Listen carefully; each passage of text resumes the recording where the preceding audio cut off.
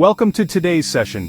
If you're new to R&D in the wire and cable industry, it's important to understand that developing a track-resistant medium-voltage insulation compound is far more complex than simply ensuring the material can run smoothly on a continuous vulcanization or CV line. A successful compound requires a holistic approach, balancing processing, electrical performance, and long-term field reliability. Track resistance refers to the ability of a polymer to withstand surface degradation under electrical stress, contamination, and moisture. When surface leakage currents occur, they can carbonize the insulation surface, forming conductive paths called tracking. Standards like ASTM D2303 Inclined Plane Tracking Test and ASTM D2182 Track Resistance at High Voltage Stress are used to characterize this property.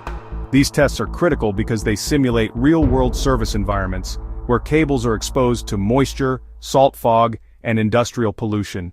Many engineers assume that if a compound can be extruded and cured on a CV line, it is ready, but that is only part of the equation.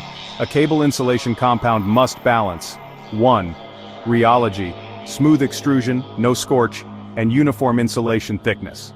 2. Cure kinetics, controlled peroxide or silane crosslinking that matches line speed.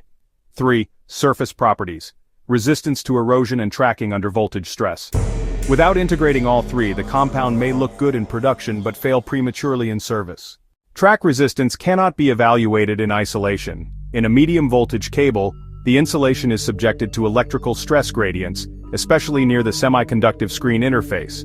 Factors include electrical stress, peak field intensity at defects or protrusions, moisture and contaminants, accelerating surface tracking. Thermal cycling expands and contracts polymer, opening micropaths for discharge. That is why formulations must combine base polymers with high dielectric strength, AT8s or MgOH2 fillers for arc resistance, and special stabilizers to slow carbonization. In practice, track-resistant MV insulation must pass a matrix of tests. ASTM D2182 evaluates resistance to high-voltage surface tracking.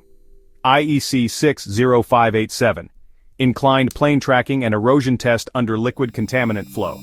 To summarize, creating a reliable track-resistant MV insulation compound requires a holistic approach: material selection, formulation balance, processing fit, end-use testing, and cable system integration. So, remember, a track-resistant medium-voltage insulation polymer is not just about extrusion speed or CV line stability.